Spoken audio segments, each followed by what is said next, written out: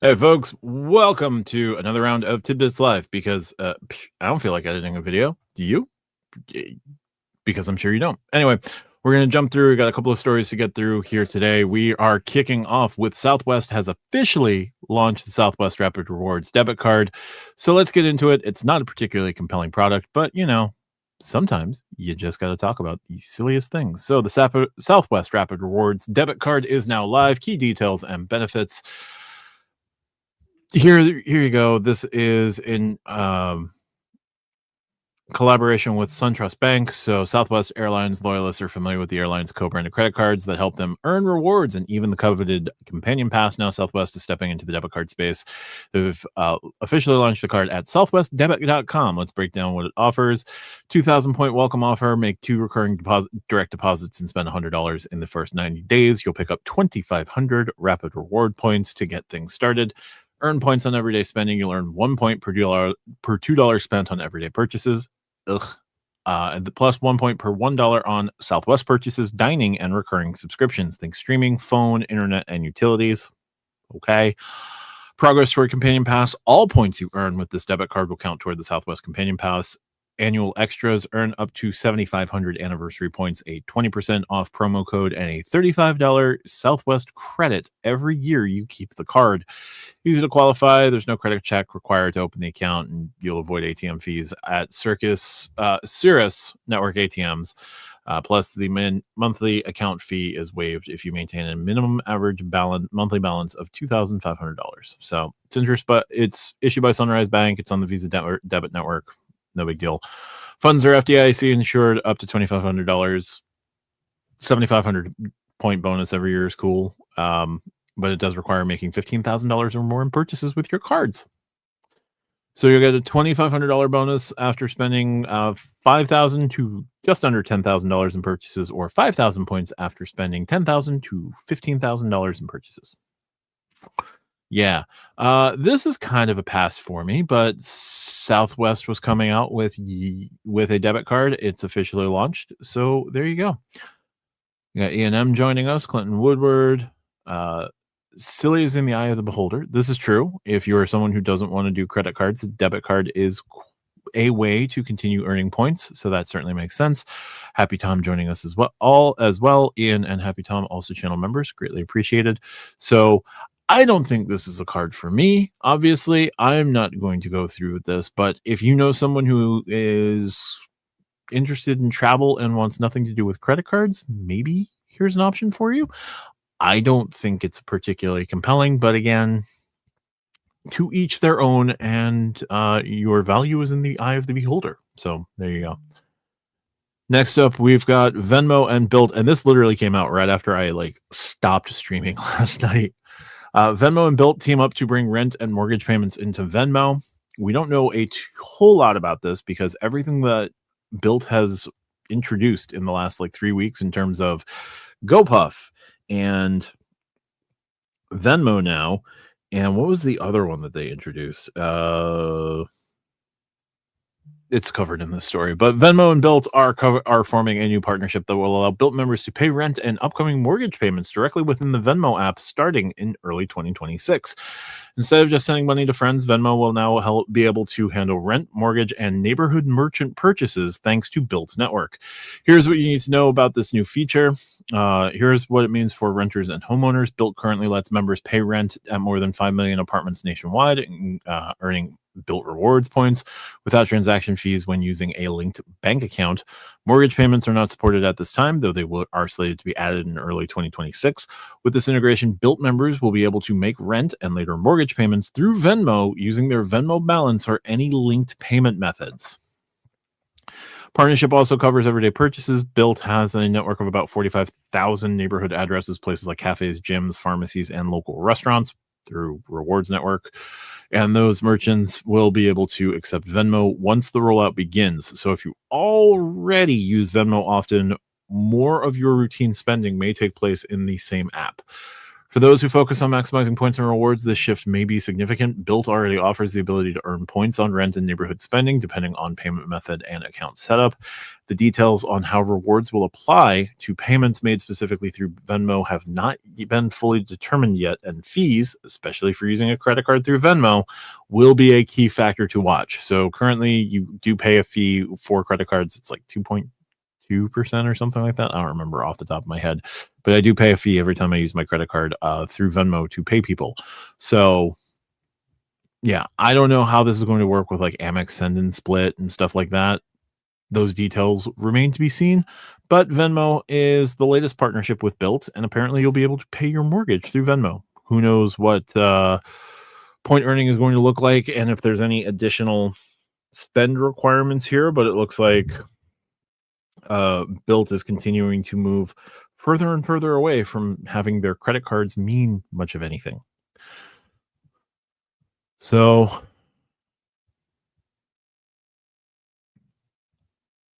on Amex, those if the a debit card, absolutely silly.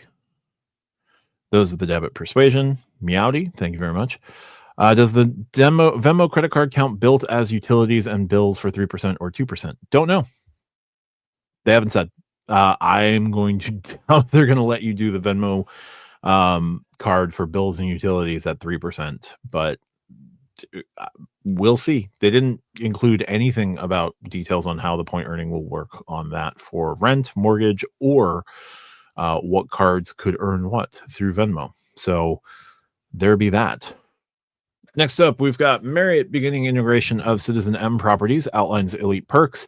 So Marriott earlier this year purchased CitizenM hotels. They're starting to integrate the CitizenM hotels into the Marriott Bonvoy program. The CitizenM app is going to be sunset, but you can still purchase CitizenM Plus or My CitizenM Plus, which is CitizenM's status subscription, and that will give you gold status.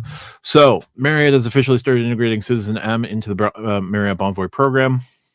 According to an article on Marriott's website, members will earn 10 points per dollar spent and 1 Elite Night credit per qualifying night at CitizenM properties. Additionally, CitizenM will soon phase out its mobile app, so guests will need to use the Marriott Bonvoy app to view their reservations.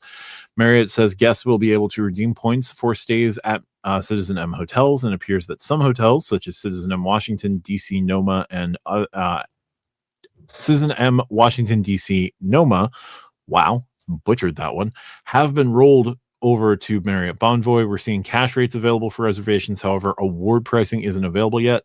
I wouldn't expect award pricing to be particularly compelling, but hopefully it will be.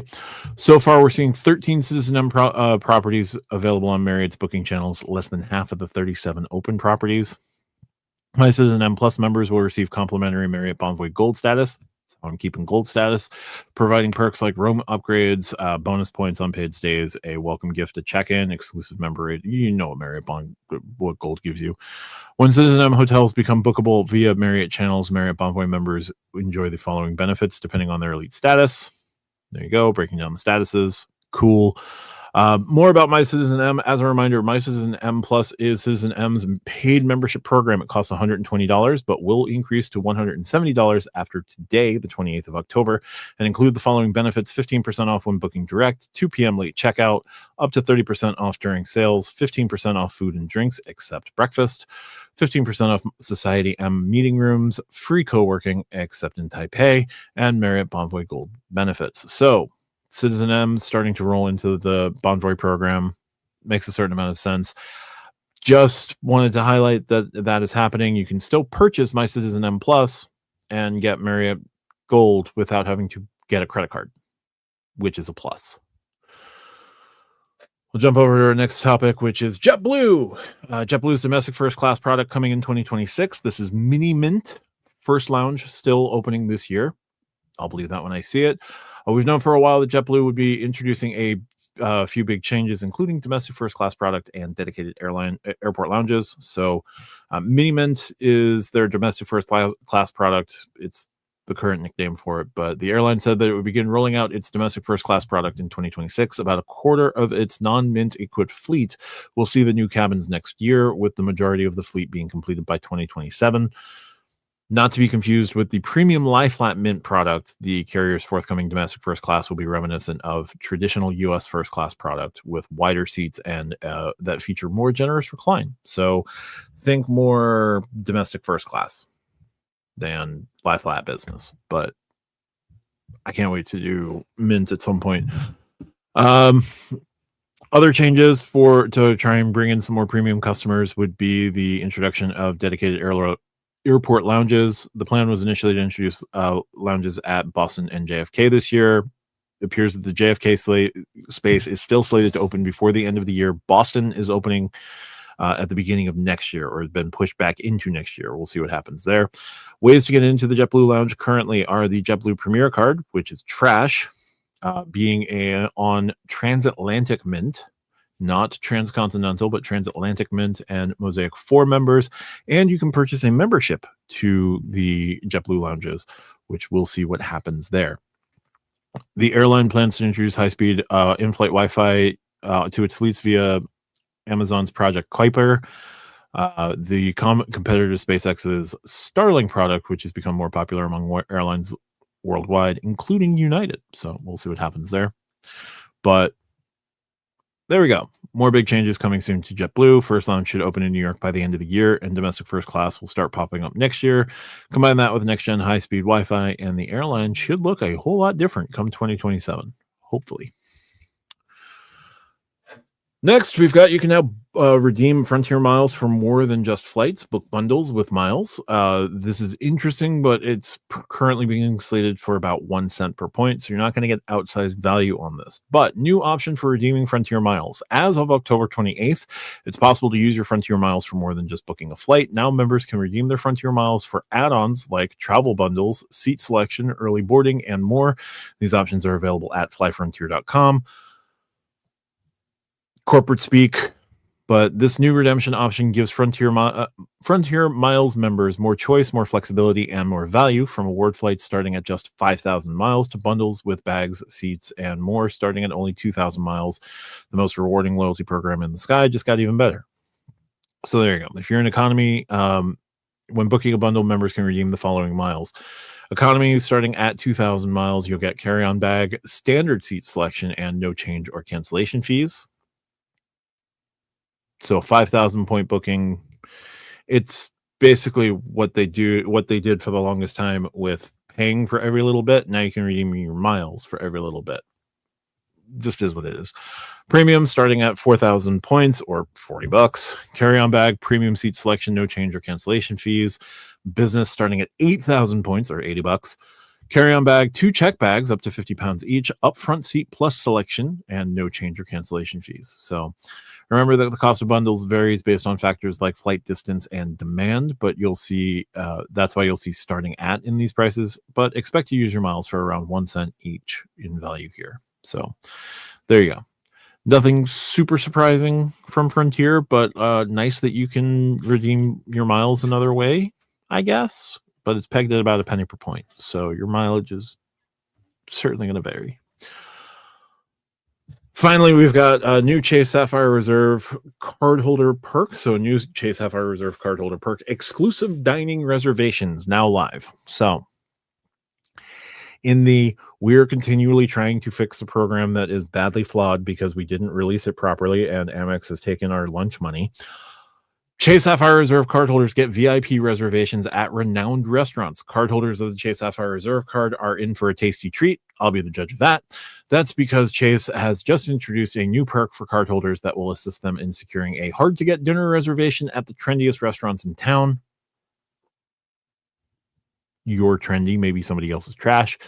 But Chase Sapphire Reserve is rolling out its fall event series, Your Table Reserved, featuring exclusive culinary experiences available to cardholders through OpenTable. So you have to do this through OpenTable.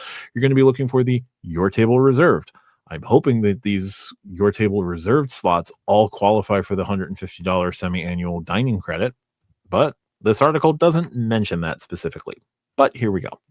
Reservations will open on a rolling basis starting today, with additional releases scheduled for November 12th and November 20th at 1 p.m. Eastern.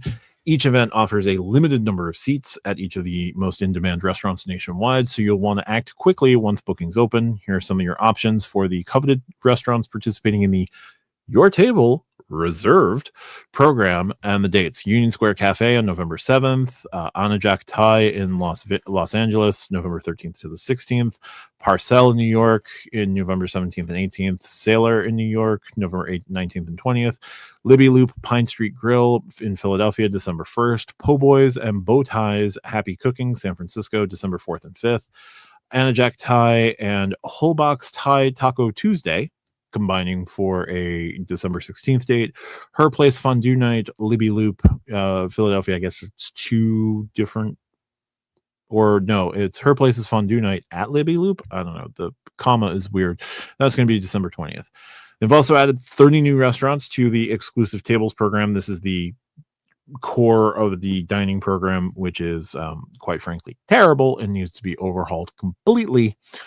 But the program is an extension of Open Tables Visa Dining Collection, which offers qualifying cardholders exclusive access to primetime restaurant reservations. The cool thing about the Chase dining credit is you don't need to make the reservation. You can just pay at the restaurant, but there's been a lot of problems with it. Anyway, here are the new additions throughout major U.S. cities. Philadelphia is adding Her Place Supper Club, My Loop, Pine Street Grill, Friday, Saturday, Sunday, and Almanac. The San Francisco Bay Area is adding Press Restaurant Napa, Californio's Rich Table, Hilda and Jesse. New York City's adding Sailor, Fairfax, Jeffrey's Grocery, Joseph Leonard, C. Sayamo. I am probably butchering that. Gramercy Tavern, which I've noticed. Union Square Cafe, Noodle Bar, Kabawa, Mitsuru, Suns, Tolo, Una Pizza, Napolitana, The Modern. In Los Angeles, you're getting Major Domo, Delilah, Nice Guy, and Anajak Thai. Other cities: Birdie's in Austin, Elmina in Washington, D.C., Xiaoyi in Portland, Ladder 4 Wine Bar in Detroit, and Lilo in Carlsbad, California. Interesting. So there you go. Another 30 restaurants being added to the worst dining program of the premium credit cards. So we're going to stop sharing there. All of this can be found in the description down below. So coming back to comments here, as that's kind of everything I had for tidbits. Hey, I did that in under 20 minutes. Go me. Vincent Pascal, debit cards are nice if they give you rewards back for spending and don't require you to pay fees or maintain a minimum balance. Yes, but these debit cards will. Specifically, the Southwest one will. Juan Miomex, when does Motel 6 get a credit card? When Tom Bodette turns the light off. Clinton Woodward, only 5 hotels pop up to the Marriott site currently from the CitizenM hotel list. That's not great. So they have a ways to go. Look, make that 6. The ones that have been fully assimilated have a redirect icon next to them on the Browse Hotels by City page. Okay, got it. Wells Fargo can transfer to JetBlue. Use Wells Fargo points for JetBlue. Yep, I mentioned that last night. That was my opener for Tidbits Live last night. Super glad about it. I added my TrueBlue number into Wells Fargo as well. I moved over a point just to make sure that it was instant. I love that you can move a point with JetBlue, with Wells Fargo. It is the best. The assumption is I would want a reservation at a trendy restaurant. Yeah, that's a weird assumption for Chase to make. I don't like Chase Dining. I don't like the Chase Dining program that they have come out with. I want them to overhaul everything. So, yeah, it's okay that they're adding more restaurants. I like that. I like that, they were up on Reddit the other day saying that they were working on making Chase, ways to make Chase Dining better. So more restaurants is more restaurants. But man, this is bad. This whole dining thing is no bueno. Juan Miomex, I'm more into trash than trendy. Fair. Background balloon. Hey, another emergency live. I don't know if they're emergency lives. It's just if I can put something together, I will. I didn't feel like editing, and we'll pop out of here relatively quickly. So Masson, don't know what you mean by that. Tom Duong, is it only the restaurant that say Visa exclusive? Here's the fun thing. No. So if you go into Open Table, you're going to see two sets of restaurants that come up besides Open Table restaurants. You're going to see Visa Infinite Dining options. I think they're going to have like a red associated with them, and then you're going to see Sapphire Reserve exclusive dining options. Sapphire Reserve exclusive is going to be Sapphire Reserve exclusive is going to be the ones that qualify for the dining credit. Now, there's been so many issues reported with the dining credit. Like if you tap to pay, it may not go through. If you use your mobile wallet, it may not go through to get the credit. It is all over, right? And you can't control if the person walks away and taps your card. Like you can't control that that's going to work to get your credit. So it would be really dumb to go pay like $250 for a dinner that you're expecting to get $150 back on, and that $150 not be qualified. So you're going to look for the ones that say Sapphire Reserve exclusive and not the Visa Infinite Dining ones. So it's going to say, let me bring this screen back up because this program annoys me. So this right here is what you're going to be looking for. This image credit from Open Table. It's Open Table X Visa Sapphire Reserve exclusive tables. New card members can book exclusive tables and enjoy a $300 annual dining credit from Chase. Anything that says Sapphire Reserve specifically on it is going to qualify for the Sapphire Reserve credit. Supposedly. Maybe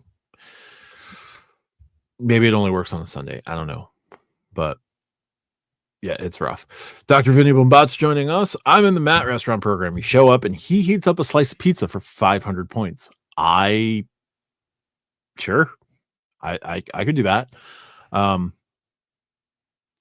have to be gluten-free pizza, but yeah, I'd do that. Give me 500 points. I'll warm you up. I'll sling some pizza that way. Dem joining us. Thank you so much. Mark Hott, so much news. You're going to have to do tidbits every day. Maybe. I wouldn't mind that. I usually try to do a tidbits as many times a week as I can. I know I'm kind of abandoning the concept of editing tidbits because I don't want to. So just do them live, put everything in the first like 15, 20 minutes and just kind of roll from there. And I'm not going to be stepping on Joe's live at 7:15, so we will be out well before then. JC, hey Matt, hey everyone, checking in from my Southwest flight now with free Wi-Fi. Nice, pretty impressive that it works for YouTube streams. That's awesome. Chad from Chad's Money Minutes, thank you so much, sir. Yo, hope all is well, Chad. Thanks for dropping in. Just doing these, like throw it together in 30 minutes or less and just go live. Clinton Woodward, Open Table makes it easy for me. When I go to their site, they just say, there is none in your area. Yes, that is fair.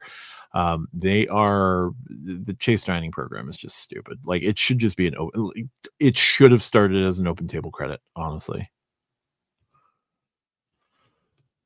Hello everyone from J-Rome. Thank you for joining J-Rome. Appreciate it. Dr. Vinny Bombat's legend Chad is in the house. Absolutely. Chad drops in on everyone's streams. It's great. No, it's I definitely appreciate it, Chad. Did not mean for that to sound sarcastic. My apologies. Background balloons. Thoughts on the elevated Venture X mailer offers? A few people on Reddit have received a mailer for 100,000 points for 10K spend over 6 months. 100,000 points, 10K spend, 6 months. It's a 10% return on spend. You may only qualify for it if you get you haven't gotten a Venture X welcome offer in the last 48 months or a Venture welcome offer in the last 48 months. Yeah. So I don't know. Background balloon, 25K extra points for 6,000 extra spend kind of sucks, to be honest, but if it is what it but if it is what it is, especially with an extra 3 months of spend, I don't so it starts off as what? The usual 75,000 on 4K spend, and then you get 3 more months to spend another 6K for Capital One. I mean, it feels like Capital One is getting the better end of the bargain on that one. Yeah, 100,000 points is cool.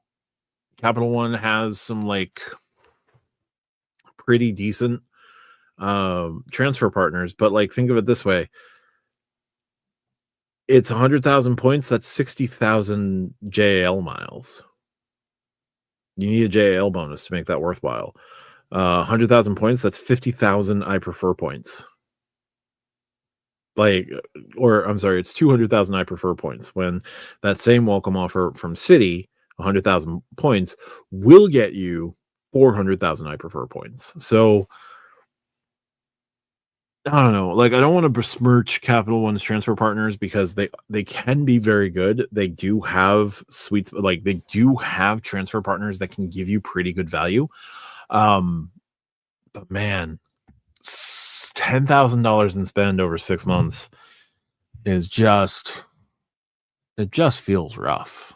Like I don't know that I'd do it.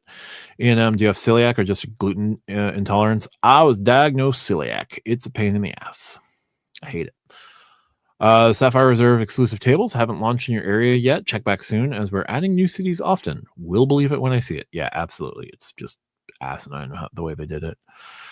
Chad is over here enjoying my numb fingertips in Portland, Oregon. Oof. Hopefully you warm up soon. I don't love when my fingertips get numb. It's real annoying when that happens. Wells Fargo points is the sweep because you can transfer the point you need. Yes. Yeah. No, the superpower of the Wells Fargo point is that you can transfer the exact number of points that you need to make a redemption. If you need to transfer 17,147 points to make a redemption happen, you can transfer 17,147 Wells Fargo points. If it was Chase, you'd have to do 18,000 points. If it was Capital One, you'd have to do, because Capital One does increments of 100, you would have to do 18,200 points. Citi would be 18,000 points, or sorry, Capital One would have been 17,200 points. Citi would be 18,000 points. I don't want to do Amex because you also have the excise tax with domestic partnership, and then you've got Bilt would do like 2,000 at a time for Blue and 1,000 elsewhere. So yeah, no, Wells Fargo points are super valuable, especially because they can get you exactly what you need exactly when you need it. Clinton Woodward, the American Airlines onboard offer was 80K miles with 1,000 spend in 3 months and no fee first year. Much better offer. Oh yeah, no, that's a way better offer. Just yeah, that offer is killer. I don't love that card in particular, but that card's pretty good. Oh, one other thing I forgot to mention. We'll just add this in as a late tidbit addition. You can purchase Alaska miles Atmos points with a 100% bonus. So Alaska Atmos miles they're a very valuable airline program thanks to its high value airline partners like Cathay Pacific and Fiji Airways, and excellent redemption rates on American Airlines flights. So through November 4th, you may be targeted to buy Alaska points and receive up to a 100% bonus. The following bonus amounts depend on the amount of points that you purchase. By 3,000 to 9,000 points, you get an 80% bonus. By 10,000 to 19,000 points, you get a 90% bonus. And by 20,000 plus points, you'll get a 100% bonus. Purchases of less than 3,000 points don't receive jack or squat. You can buy points from the storefront here. If you maximize this promotion, you could purchase 100,000 points for $3,762.50 after taxes, while taking home 200,000 points at a per point cost of just under 1.9 cents. Transactions must be completed by November 4th at 11:59 p.m. Pacific Daylight Time. You can purchase points from points.com for $27.50 per 1,000 points. When there's no sale on Alaska points, points are non-refundable and do not count toward MVP and MVP Gold status. MVP Gold 75K, and MVP Gold 100K Atmos Rewards Elite member accounts have no annual limit on the number of points purchased or gifted through points.com. If you're not an Elite member, your account may only be credited up to 150,000 points acquired through points.com in a calendar year. Bonus points do not count toward the maximum total of 150,000 points. And really quickly, we're going to go to Rove shopping because I've got Rove up on the other screen, and we are going to go to Alaska Airlines Atmos Rewards. You can get a 1.6 times Rove miles per dollar on top of the Rove miles that you're buying. So let's see, 37.62.50. We're going to do some quick math on how many Rove miles you could get if you purchased, I don't know, 100,000. So 37.62.50 times 1.6 equals, that's an extra 6,020 Rove miles. Not bad, not too shabby. So could be useful if you so chose. So you'd get like 6,100 Rove miles and 200,000 Atmos points if you so chose. Worthwhile? I don't know. Totally up to you.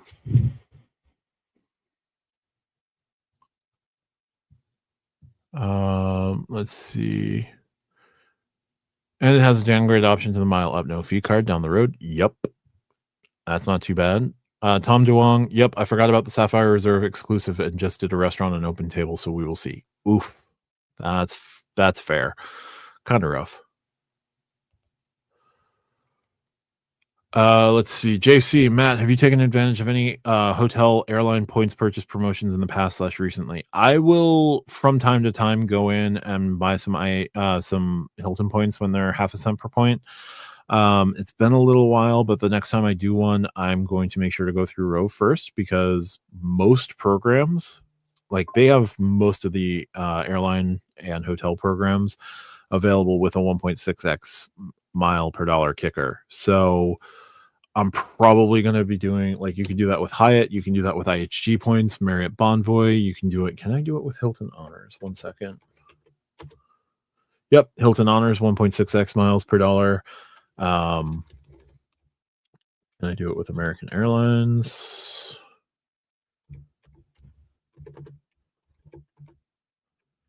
Nope, you can only purchase American Airlines gift cards. But I think you can do Southwest Rapid Rewards. You can do United Mileage Plus. You can do Delta as well. Kevin Yin, sign off to prepare for Joe's live stream. Absolutely. Enjoy. A&M, dang, sorry to hear that. Sometimes we have good luck with our pizza and gluten intolerant people, since it's naturally leavened with no commercial yeast and very high in hydration. It's pretty easy to digest. Interesting to know. Good to know. So with 100%, it's like 1.5-ish CPP, 1.4-ish CPP. They said a cost per point of 100% on 100,000 points. It was just under 1.9, but given you can get some pretty good redemption value through Cathay, through American, through Fiji, and some of their other partners, you can do pretty well on the CPP in terms of making the booking. Work for you. So you can do a one-way ticket on Japan Airlines from Tokyo Narita to SFO for 75,000 points, just under $57 in taxes and fees. To purchase 75,000 points at a cost of just below 1.9 cents per point, you'd pay roughly $14.25 during this promotion. This is a sizable sum for sure, but when you consider that the cash cost of this ticket is usually $3,000 to $4,000, saving $1,600 to $2,600 to fly in one of the world's nicest business class cabins, it's undoubtedly a great deal if you are considering purchasing the flight already. Okay. So it's going to depend on how you're, so as with all things with point purchases, it's going to depend on how you're going to utilize the point purchase. So, yeah, if you're already looking at like a $3,000 or $4,000 ticket and you can purchase it, you can effectively purchase it for $1,700. Why not?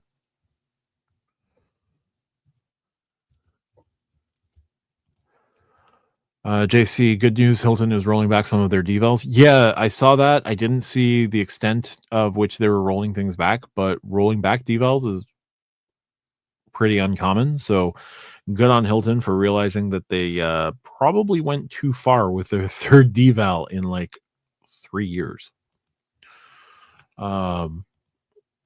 This is 3 days of live stream. 2, at least for me. I did yesterday. I did today. I did Saturday. I did not. Did I stream on Sunday? If I streamed on Sunday, I'm at 4. I don't remember live streaming on Sunday.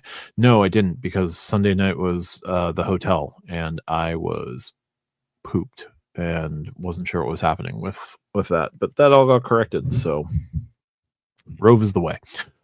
Ryan H, will you take advantage of the Chase transfer bonus to Southwest? Is it worth it? It's probably worth it if you fly Southwest. I don't. Like, I have a Rapid Rewards account. I have some Rapid Rewards points, but like, I don't typically fly Southwest. I'm more JetBlue, and I'm gonna try and start integrating United more as well to try and pick up some JetBlue tiles and points. So I'm not going to be taking advantage of it, but it's a 25% transfer bonus. So like, if you've got some flights, being able to get 25% more points, think of it as like a 25% discount on your flight, because you're transferring like 1,000 points but getting 1,250. So that 250 free points with the bonus, not bad. And if you transfer enough, you can effectively bring down the cost of that flight.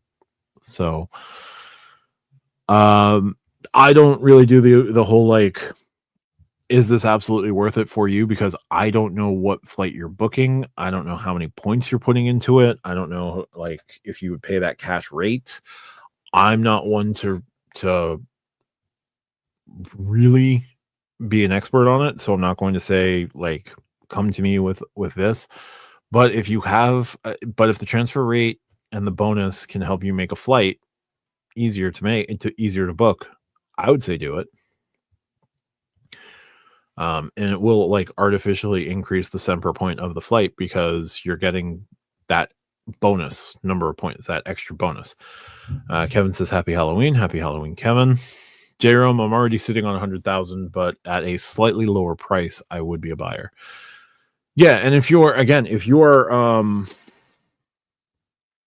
do have status with Atmos, like you do have that unlimited point purchase capability.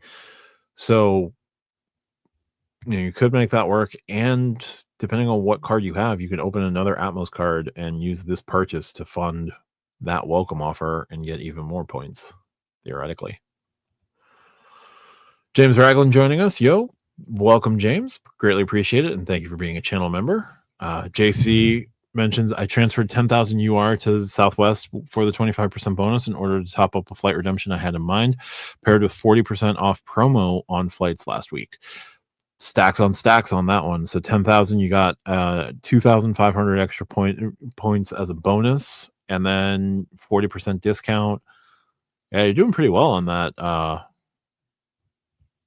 On that one, that's a nice little stack right there. So transfer bonuses can totally pay off for you pretty well. So there you go. Yeah, I don't know if there was anything else I wanted to bring up. But I like bringing up like some of the smaller airlines when they're doing stuff, not because I think the smaller airlines are doing like amazing things, but if they're making moves that can help them, get a little bit of an edge for a little while over the big three, that can be helpful. But not a whole lot else going on there.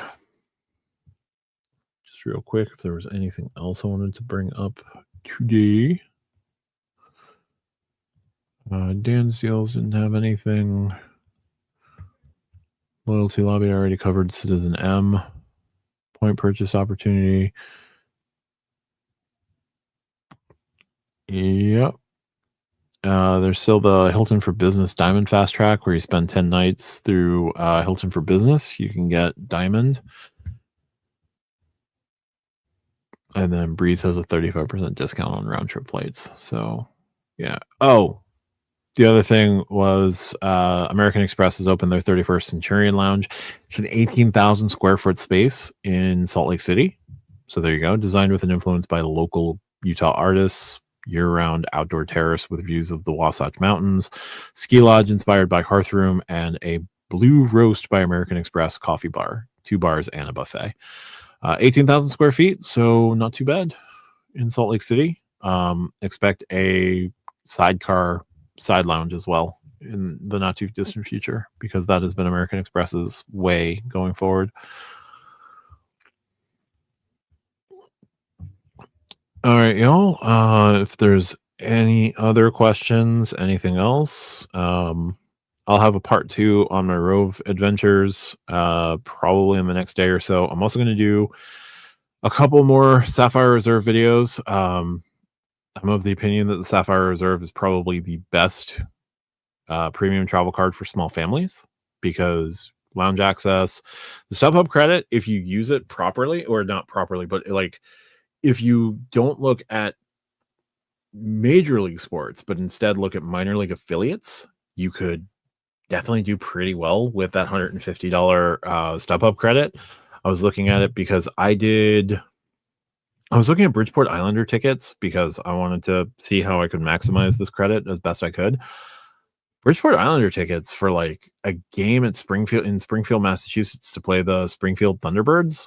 It was like there were pretty decent tickets on, like in the lower bowl for like $67 a pop. Like I could have done at least myself and my partner and had money left over for the parking and had everything covered by the credit. So like check your minor league options for, like, if you live near or you can make a trip out of a nearby minor league baseball team. Doesn't matter if they're affiliate of your favorite team. Maybe your favorite team's affiliate could come through that part of town. Like Greensboro, the Greensboro Stadium's not bad for the Grasshoppers, and you get all of those Carolina League teams down there in high A. You got like Winston-Salem, you've got Kannapolis, you've got Wilmington. Who else is down there in the Carolina League? Not Savannah. I want to say Charleston. So I think that StubHub credit is actually sneaky good. So you got that. You've got a couple other options for small families. The fact that the lounge access with Sapphire Reserve wasn't added, it wasn't messed around with, and it didn't make like guests require that $75,000 spend threshold. That was actually pretty solid plus, because now I can still go into the Sapphire Reserve lounge with my partner and my kid and bring them in for free with no problem, and priority pass. So that's a plus. So yeah, I think the Sapphire Reserve as like the small family premium card is huge, and it's still like the best card for yourself, your partner, and a one small human. If you have mom, dad, kid, you're good. Once you add a second kid, the math gets a little bit more complicated, but still pretty good. So I'll be doing something on that. I've been fielding suggestions from my members only, asking for like their suggestions on how they'd fix the Sapphire cards. So I'll probably be putting that video together in the next couple of days. More Rove obviously. I want to see if I can get an interview with Rove's director of marketing. That would be cool. But yeah, we'll see what happens. Flew out of LaGuardia today. Sapphire and Centurion lounges were next to each other. P2 was with me. Guess where we went? I'm going to assume that it was in the Sapphire lounge because you didn't have to pay to get them into the Centurion lounge. And you didn't put $75,000 through your platinum card to get into the Centurion lounge with a partner, with a guest. So yeah. More Sapphire, another Sapphire Reserve video kind of highlighting with all the changes, it's still a good small family credit card. And that family can just be you and your partner, your partner, and a child. All works out. So I think that would work out pretty well. Just joined, Kirby G just joined, catching up on 2x speed, but the Dave Ramsey enjoyers are stoked about this debit card. They'll probably be more stoked about the United debit card because United is also coming out with a debit card. And they're going through Sunrise Bank because Durbin Amendment, so they get higher swipe fees on the debit card. It's just another way to get some money out of folks, especially with swipe fees, but man, that's rough. But yeah, just be on the lookout for me continuing to be the pseudo shill that I can be from time to time. But again, like I do think there's better, but like there's need for more voices on like the Sapphire Reserve still has some value, but Chase, you done messed up, and highlighting some ways to fix that mess up because again, Chase done messed up.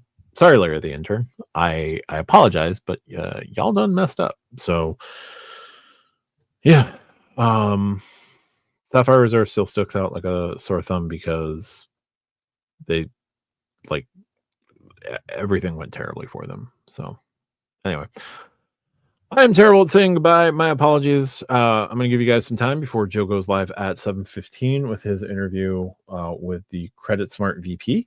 Or Smart Credit VP. So there you go. Talk to you guys soon. I'm sure I may be back tomorrow night. I'll definitely be back on tomorrow night with and now sports. And now for sports with RJ as our new project that we're doing under the Stack Your Points banner.